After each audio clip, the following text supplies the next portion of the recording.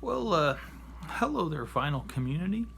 It's Jacob coming to you from the Dallas Open Liquor YouTube channel with another contest entry for the vinyl Scavenger. In this one, he wants. He didn't actually say make a whole bunch of different videos in response. In this video, I'll respond to one aspect of his contest prompts, and that's to show my greatest vinyl scavenge. If you don't know about the vinyl scavenger or his contest, you should check out the link below there. And hey, if it's still May of 2022 when you're watching this, you can enter the contest yourself. It's a great contest because not only can you win a little CD project that the vinyl scavenger Martin has put together. He's not demanding that you subscribe to him and boost his clout in the vinyl community. He's doing this all for the love of the game, and well, that's isn't that what this is all about, folks? Anyway.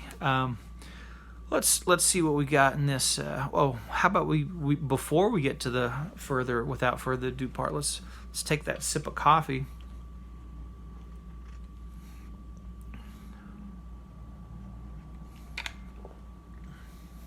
I ended up with two good slugs there. What I'll be doing in this video is I'll be showing you my greatest scavenged find. And hey, I'll give you a break if you're looking for like a grail record of immense value, maybe something from the Blue Note or even like one of those heavy metal records from the 80s. It's not going to be one of those things. So I don't want you to get disappointed if you stick around to the end waiting to see something that you could drool over with jealousy. What I'll have is something that's got is largely sentimental in value, although it is a rare enough item that it does command a little bit of a hefty sticker price on the Discogs. Anyway, certainly not something I'll be cashing in on. What Martin, the vinyl scavenger, has asked is to tell a tale about how this find came about, and then show the record. Well, if you've watched my channel before, you know my tales are long, dry, slow, drawn-out things that can... Oh, I bumped the tripod with my foot. That can kind of ramble and meander, but we'll get there eventually. The joy is in the journey, not the destination, right, folks? So our story, our tale of this scavenge begins in July of 1998. I was living in Southern California at the time, and one of the great joys I had in life, in addition to spinning records on my hunk of junk Emerson turntable, was the joy of classic cinema. And I would look for special screenings of films that might get a little revival.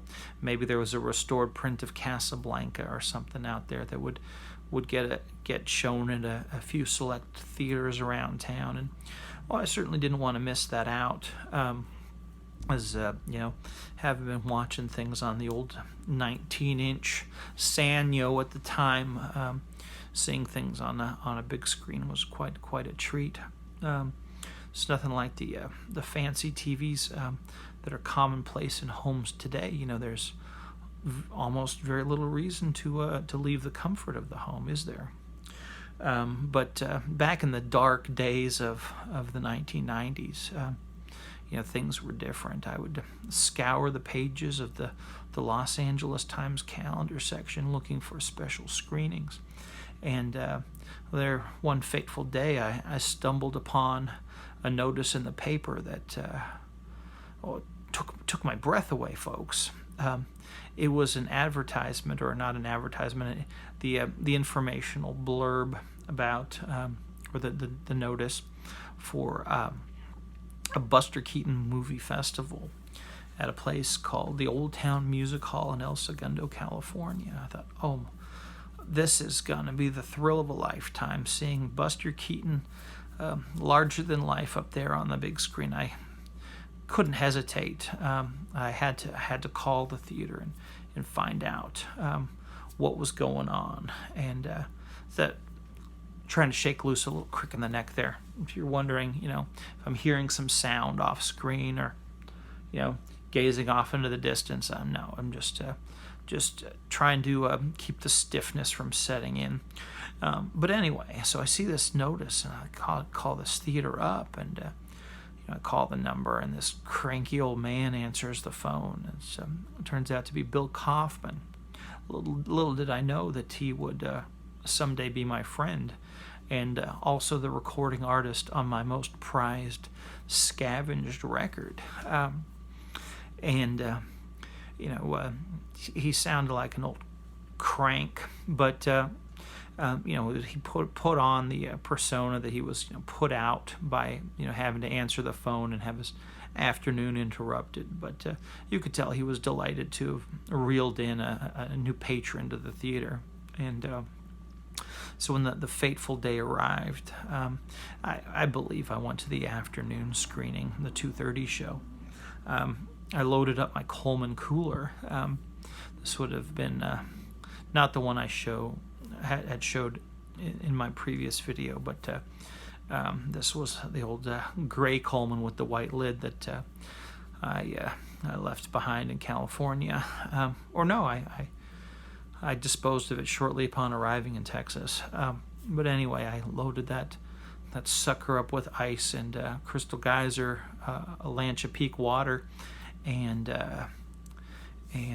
Coca-Cola. I drank a Coca-Cola at the time. I have since cut that out of my life, but I was a much slimmer fella at the time, and did not fear the risk of developing the dreaded diabetes. Anyway, I show up at the theater. I'm all excited about seeing this Buster Keaton fella. Little did I know that the purpose of this theater, the primary purpose of this theater, was not to screen films. It was to house the Wurlitzer organ that Bill Kaufman and Bill Field, the two Bills of the Old Town Music Hall, had salvaged from the old Fox Theater in Long Beach, and the Old Town Music Hall just happened to be the home that they found for this theater. So for this theater organ, I should say. So the theater films were really an added bonus that went along with the organ. So what we got here at the Old Town Music Hall was an old vaudeville house that had miraculously been preserved through the power of neglect and disinterest, or who knows what. Kind of like the Sun Studios in Memphis, Tennessee. When you go to the Old Town Music Hall before they show you the feature films, you get a Wurlitzer organ concert starting with an old-timey sing-along. When they put these slides, I don't know if they were lantern slides or reproduction of lantern slides, but you'd sing a lot of songs from the late 1890s, early 1900s, stuff like Sidewalks of New York, Bicycle Built for Two. Oh, and the band played on, perhaps my favorite of the time, Smile, pack all your troubles in your old kit bag and smile. While there's a Lucifer to light your fag.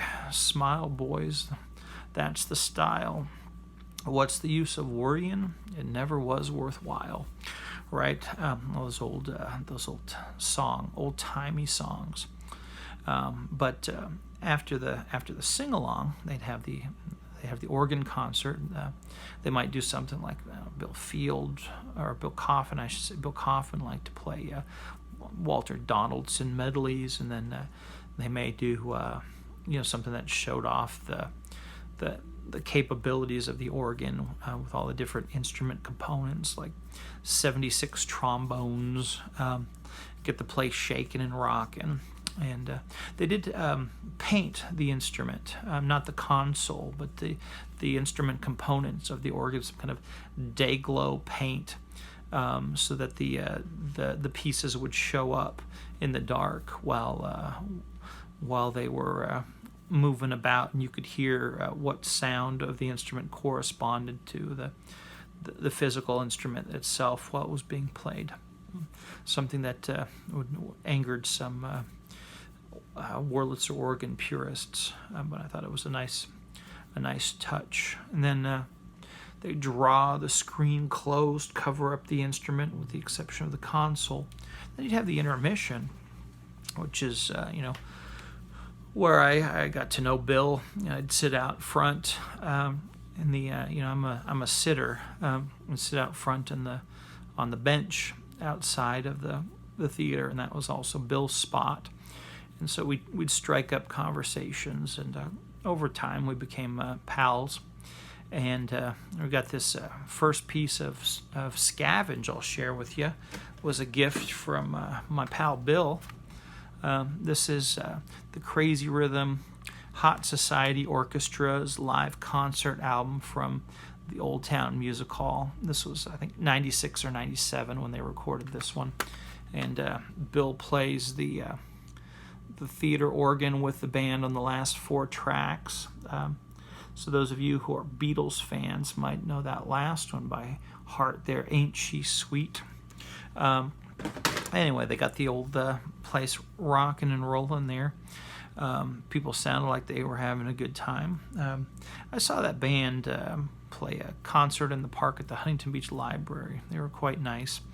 And they do remind me a good bit of the Dallas outfit, the Singapore Slingers, fronted by the more recent resident of Cincinnati, Matt Tolentino. But back to El Segundo. Anyway, that was a nice gift.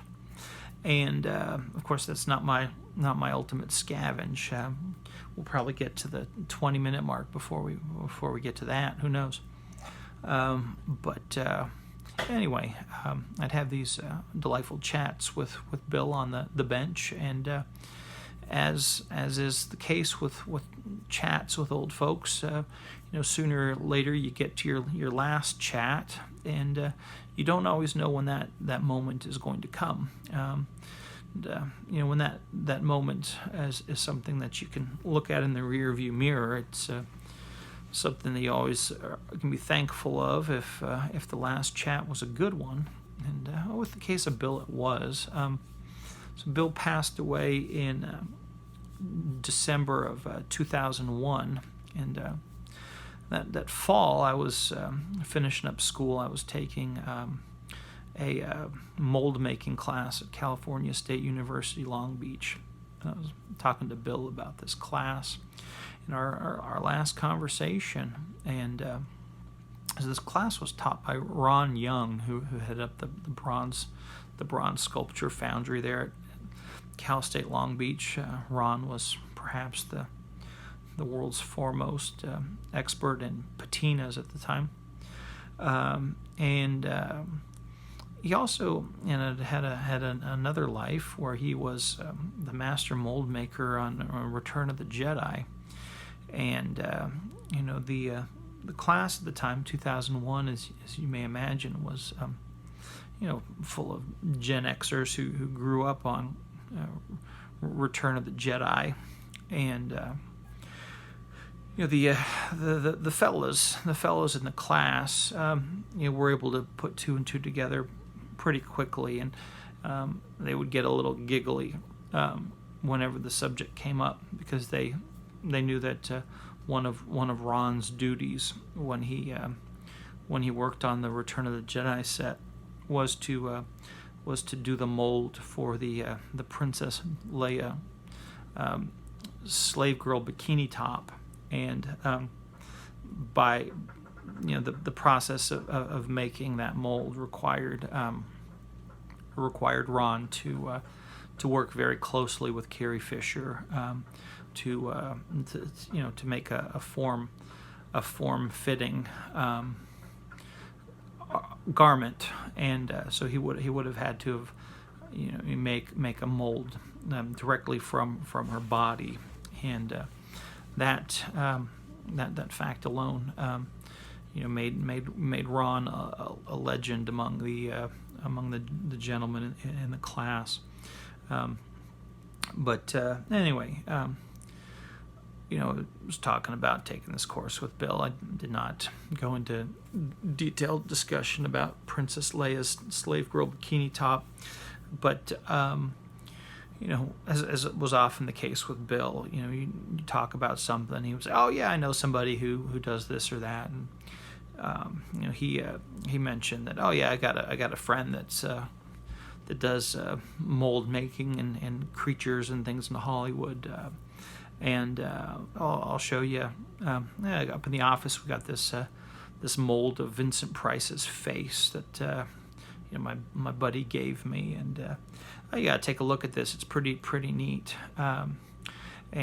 Sure enough, he had the face of Vincent Price there cast in plaster.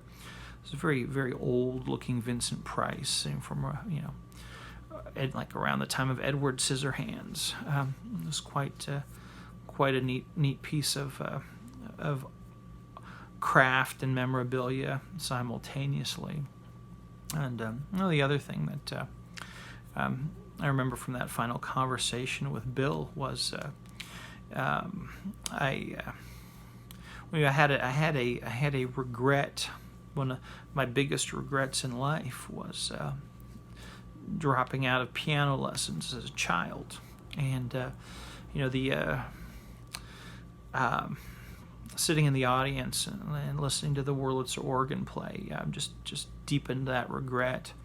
And I thought, if only I could get back into playing again, I could play that Wurlitzer organ. But I quit the piano lessons, and it's a bit of a problem. And where some people see problems, as Bill Kaufman would be the sort that I'm being a little bit corny with my humor, but I saw solutions there. And I remember him saying, "Hey, this theater, it's closed during the week, and of course, before shows and after shows on the weekend, there's nobody using it. So if you wanna play the organ, I can teach you some basics, and you can get going on it. Of course, since you don't know how to play anyway, why don't you learn how to play the piano first?" And that would be more sensible. We got the Bossendorfer on stage.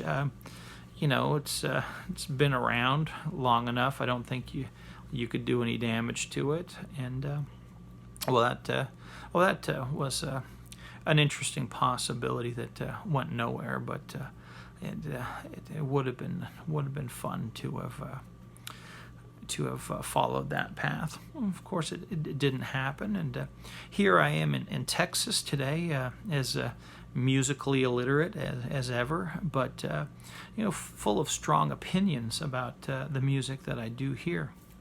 But let's continue this tale and get us closer to. I haven't even shown a single record yet. Let's get us closer to this ultimate Scavenge. Now, following Bill's death, this must have been sometime in early 2002. I saw these records outside the concessions window. They were sealed. They were all sealed, and this one I've left in the shrink because it didn't cause any warpage. But they were just sitting out there on the counter. I'd never seen them before. I'd not known that Bill had done any recording on what we call vinyl. Here he is on the Jazzology label with Naki Parker, who recorded all that Scott Joplin stuff. And as it says here about Jazzology, they got the world's largest and most important catalog of authentic jazz. And I thought, my goodness, I've got to have these things.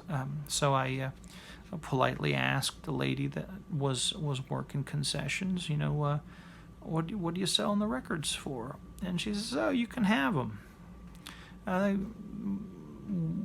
This was 2002. Very few people played records at this time, and they had just been put out there for decorative purposes. And so she said, "No, take them home. You were friends with Bill. You'll enjoy them, and they'll have a good life." And sure they have. So that's quite nice. A good scavenge here, and I'll read you the description on the back, the little bio about Bill from Jazzology. They write, Bill Kaufman, a longtime student of Jesse Crawford and the foremost organist playing regularly in movie theaters today, here helps recall the few duets of Fats Waller organ and James P. Johnson piano. All right, pretty neat stuff there. Bill Kaufman with Naki Parker. I have the plastic outer sleeves and the records elsewhere. Here's I love the cover on this one. This is and some historical film things, and El Segundo Theater. There's Bill. Not looking very happy to be here. And there is the delightfully attired Kathy Craig. Here we got another Jazzology. There's Robbie Rhodes pictured on the back this time. Nice sideburns. Looks a little bit like the skinny Bill Evans. Anyway, so I got those, and then after a while I got to thinking, hey, I wonder if there's more records of Bill out there, and started making purchases on eBay, and that's where I found this one right here.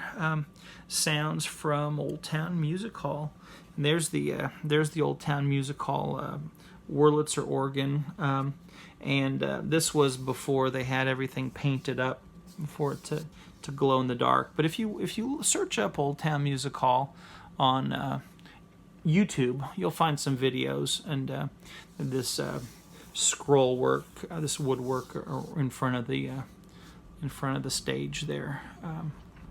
Fantastic. Now there are some numbers on here that I really enjoy hearing. For example, Manhattan and Wonderful, Wonderful Copenhagen. Those were tunes that Bill played quite often. But there are a couple of clunkers on here. No offense, Bill, but you got this great dance medley of the 1930s, but then you also got Raindrops Keep Falling on My Head. And I can do without that. Certainly a bit out of place. I know, being in the Dallas Metroplex, I should like B.J. Thomas a little more, but I don't. And then there's a song I've never cared for. It's A Small World. But got another item to show you.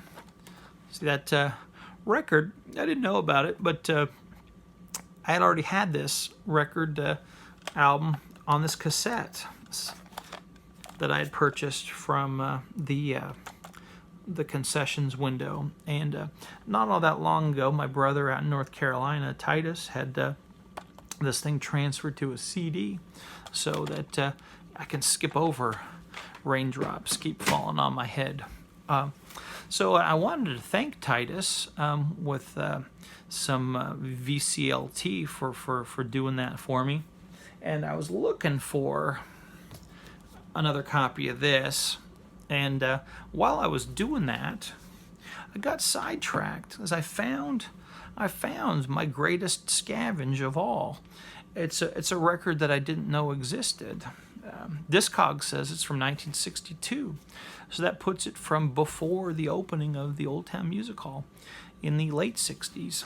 And here it is. Bill Kaufman, 1 Hour with You. There it is. I'll hold that one up. Look at that. It could be a good thumbnail shot right there. Back it up. Perfect. There's Bill young Bill with his spiffy haircut. There are some tracks on here that aren't particularly my favorite, but side 2 has got some good ones with Plenty of Money in You. That's one Bill would frequently play. And it closes with Breezing Along with the Breeze. That's quite a nice little number. I will take a moment to show you the record label. Got my Invest in Vinyl sleeve. But it's kind of nice. Small label. LRS. Put that away. Uh-oh. It fell to the floor.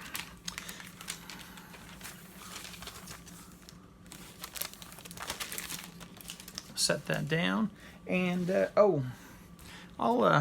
will read to you here what it says about Bill in the biography. But I'm going to take some liberties because the biography here, it's not the most accurate. So here I'll try to insert some truth into it. Born in the Ozarks, Bill Kaufman's education was much like that of any other American boy, but his musical education was unusual. You see, Bill was raised in a cult, and I won't tell you what cult he was born into, but see, I will say the experiences Bill had down at the Kingdom Hall were he didn't recall them as fondly as Van Morrison did in that song from that Wavelength record. Bill did not have a good, joyful swinging time down at the Kingdom Hall. As a matter of fact, he wanted out, and it turned out that when you're trapped in a cult, people don't want you to leave. But Bill's earthly salvation here came from a player piano. He learned how to play the piano by following the keys. If you've ever seen a player piano, the keys will drop down as if they're being played by a ghost.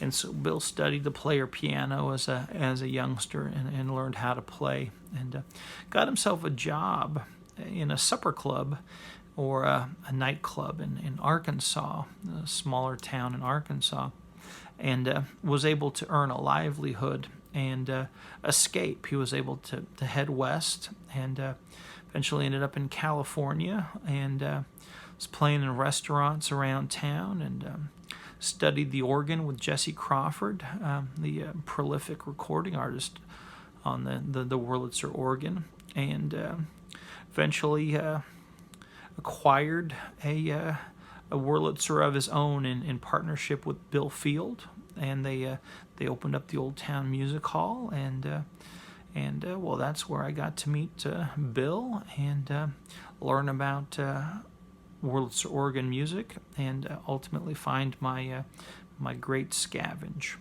Well, that's quite a long-winded video. Oh, the phone's ringing. I thought I had left it on mute, but imagine that could be my brother Titus in North Carolina. I'll catch up with you later, folks.